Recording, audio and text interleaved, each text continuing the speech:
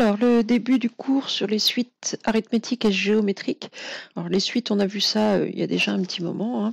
Je vous rappelle qu'une suite peut être définie de deux manières différentes, soit à la manière d'une fonction, disons de manière explicite, c'est-à-dire qu'on a une suite qui nous donne U indice n, enfin on a une formule, pardon, qui nous donne U indice n en fonction de n, et puis on n'a plus qu'à calculer. Et puis on aura la fonction dite par récurrence qu'on va revoir juste en dessous. Donc ici, on prend une première suite, enfin on prend une suite d'ailleurs, définie de manière explicite par UN égale 3n moins 2. Donc on va calculer, on va faire compléter le tableau de valeurs qui est ici rapidement. Alors vous pouvez essayer de le compléter, il n'y a vraiment rien de difficile ici, c'est-à-dire vous mettez la vidéo sur pause et vous complétez, il n'y a pas de difficulté, hein. Donc ici, lorsque n vaut 0, on va avoir 3 fois 0, 0, moins 2, moins 2. 3 fois 1, 3, moins 2, ça fait 1. 3 fois 2, 6, moins 2, ça fait 4. 3 fois 3, 9, moins 2, ça fait 7. 3 fois 4, pardon, 12, moins 2, ça fait 10. 3 fois 5, 15, moins 2, 13. 3 fois 6, 18, moins 2, 16. 3 fois 7, 21, moins 2, ça fait 19. 3 fois 8, 24, moins 2, 22. 3 fois, j'en suis au 9, 27, moins 2, ça fait 25. Et pour finir, 3 fois 10, 30, moins 2, 28. Voilà. Quand j'observe les termes consécutifs de la suite, vous devez remarquer quelque chose. Normalement, vous devez remarquer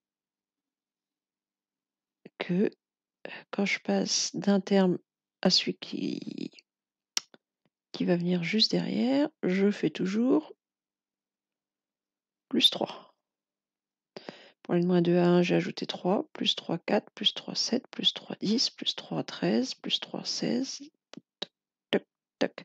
C'est-à-dire que je passe d'un terme de la suite, par exemple, je passe de U2 à U3 en ajoutant 3. Je peux passer de U6 à U7 en ajoutant 3. Bon, et bien quand on a une suite comme ça, où pour passer d'un terme à celui qui va venir immédiatement derrière, j'ajoute quelque chose, alors ici en l'occurrence on ajoute 3, on dit que la suite UN, c'est une suite arithmétique.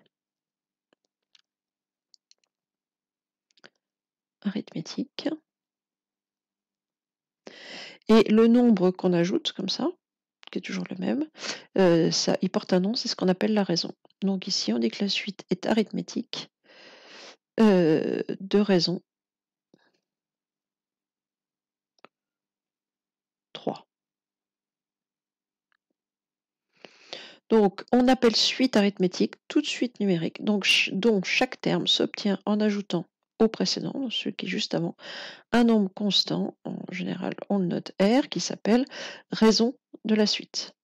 Et donc une suite arithmétique est définie par récurrence, on donne le nombre de départ, U0, et on dit UN plus 1 s'obtient en faisant UN plus R. Et R, c'est un nombre. Donc ici, par exemple, on aurait la suite UN, alors elle a été définie de manière explicite, mais je pourrais la définir de manière par récurrence en disant tu commences à U0 qui vaut moins 2, et tu vas calculer U indice n plus 1. Donc je vous rappelle que pour une suite, U indice n plus 1, c'est celui qui vient immédiatement après U indice n, en faisant U indice n plus 3. Donc typiquement, U1, c'est U0 plus 3. U7, ce serait U6 plus 3. U7, c'est bien U6 plus 3. Donc toutes les suites arithmétiques sont définies comme ça. Je donne le premier terme et je dis pour calculer le suivant, UN plus 1, tu prends UN et tu ajoutes, donc ici sur celle-ci c'est 3, sinon on ajoute la raison. Et donc comment est-ce que je vais pouvoir prouver éventuellement qu'une suite est arithmétique si on me demande de le prouver? Il va falloir que je montre que l'écart entre deux termes qui suivent, deux termes consécutifs, c'est toujours le même. C'est-à-dire que deux termes qui suivent, donc c'est UN et puis celui qui vient d'après, UN plus 1, eh ben, l'écart entre les deux, c'est un plus 1 moins un, et il faut que je montre que ce nombre-là ne dépend pas de n. Et cette constante, justement, c'est la raison. Donc si je le fais sur l'exemple qu'on avait là, si je reprends mon un égale 3n moins 2, si je veux prouver qu'elle est arithmétique, là je le subodore, je le suppose, je le suppute. Maintenant je peux le prouver. Donc U indice n plus 1. Alors comment je vais exprimer U indice n plus 1? U indice n, c'est 3n moins 2. On a déjà vu tout ça quand on a fait le premier chapitre sur les suites, mais comment je vais expliciter U indice n plus 1? Et ben dans ma formule, là où j'avais un n, à la place je vais mettre un n plus 1. Donc ça va être 3 fois n plus 1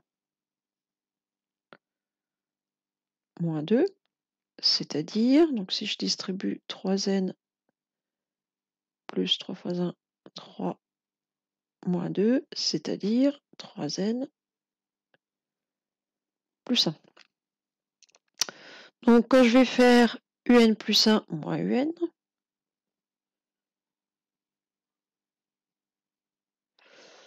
je vais faire 3n plus 1 moins, et un, on m'a dit, c'est 3n moins 2. Donc moins 3n moins 2. Il va falloir enlever mon moins devant ma parenthèse. Donc hop, c'est-à-dire que tout ce qui est dans ma parenthèse va changer de signe. Donc je vais avoir 3n plus 1. 3n va devenir moins 3n, moins 2 plus 2.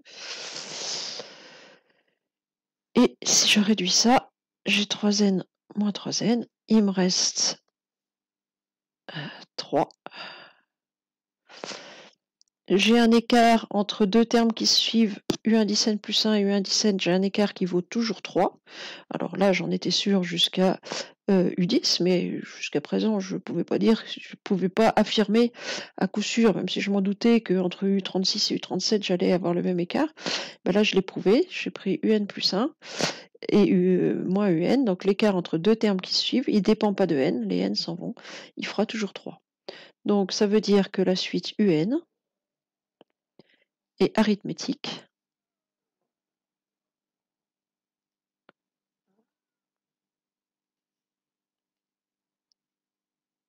De raison 3.